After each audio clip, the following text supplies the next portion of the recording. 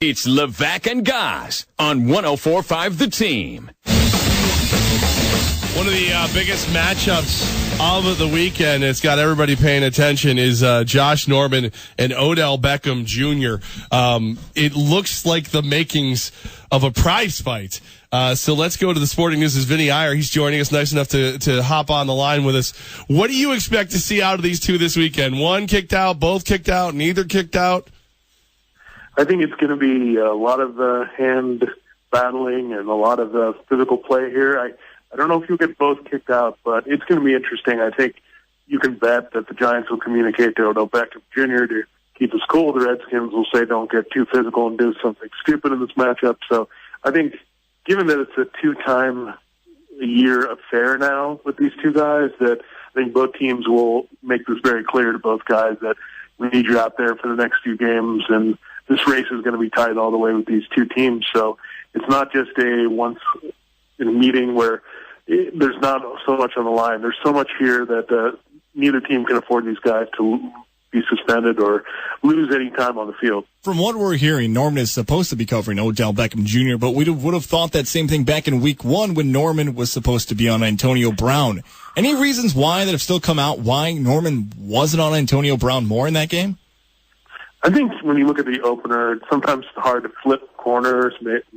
Some people are pretty adamant with their scheme. Maybe they were overconfident in Bashaud Breeland on the other side, a corner in his own right that has had some good games in this league. So sometimes the arrogance and not moving around players really can catch teams, but I think they had to say, looking at him going more on Dez Bryant last week, that there was a mistake. That's admitting to that against the Steelers. And here, I think the worry is not really Beckham and Norman. You have to worry that Victor Cruz now is a slot receiver. You got to worry about Sterling Shepard on the other side. He's had two very good games to open his NFL career. So, yeah, I think the Giants will be all about saying, okay, you guys worry about Beckham Jr. too much. We'll just throw these other guys and make big plays.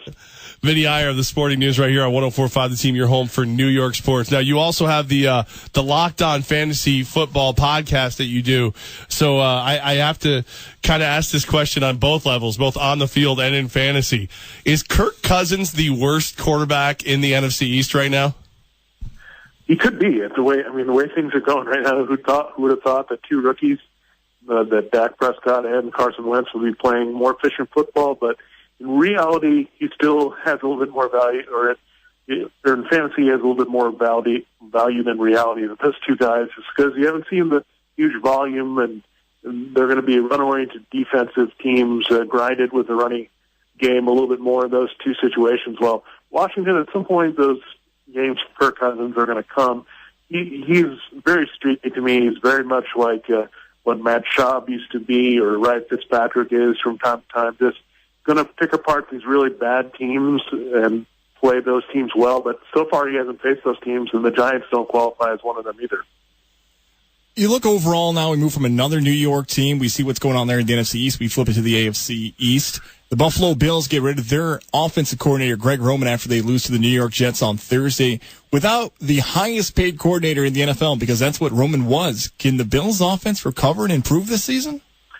Well, the problem is you hear that they want to become a downfield throwing team, would be more aggressive throwing the ball. But the problem with that, there's two things going on, is that people realize you spy Tyrod Taylor, take that part of the game away from him. It did still happen for a couple big plays against the Jets, but those were complete lapses on the Jets defense. And then you look at Cordy Glenn, the left tackle. He's banged up and out. You need the protection to throw deep, and you need your receiver. Sammy Watkins has got the foot, and he's still banged up. So it's not a team really built to do that. Really right now is really the old ground and pound of Rex Ryan. Really is their best game at this point, and that's unfortunate because you really look at the weaponry around Tyrod Taylor. It's not built to do that, and they're going to be in trouble right away against the Cardinals team that will stretch the field and has a lot better talented receiver to do so. Vinnie Iyer of the Sporting News joining us right now, 104.5 The Team, your home for New York Jets football. Vinnie, the Jets listeners would kill me if I didn't ask you if you had any inside knowledge as to what was happening with Brandon Marshall and his knee. Well, he seemed non-committal about it earlier this week. You have Eric Decker with the shoulder. He seemed a little bit more certain that he was playing, but looking at Marshall and his history, I would expect him to be out there. It's extra time to rest from week 2 to be out there for Kansas City. So I'd fully expect him to play. He's going to fight through and play almost through anything at this point, and I think it's a pretty good matchup for Decker and Marshall. The Chiefs secondary is really struggling. Marcus Peters is regressing a little bit, going too much for the interceptions and leaving a lot of big plays on the table. Vinnie, we talked a little bit earlier about fantasy football, and there's already been a lot of injuries across the NFL.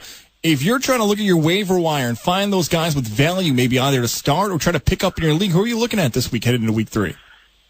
Yeah, I mean, you look at the Miami backfield, everyone thought, okay, you're going to go after J.J. or Kenny Drake, but now you hear Damian Williams and Isaiah Peed might be the lead of this committee going in, that Jai might still be in the doghouse against Cleveland.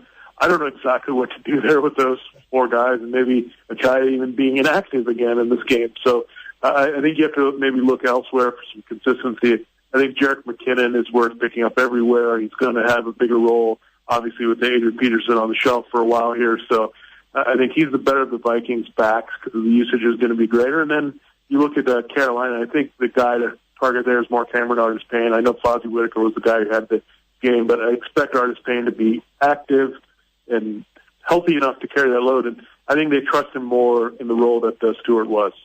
Sporting News is Vinnie Iyer. You should follow him on Twitter at Vinnie Iyer, and of course, one of the hosts of the Locked On Fantasy Football podcast. Now, Vinnie, I gotta get personal with you for a second. I've got the qualifying test, the entrance exam for Jeopardy coming up. Any clues, any hints, any advice for me as you've been on and actually have won on Jeopardy?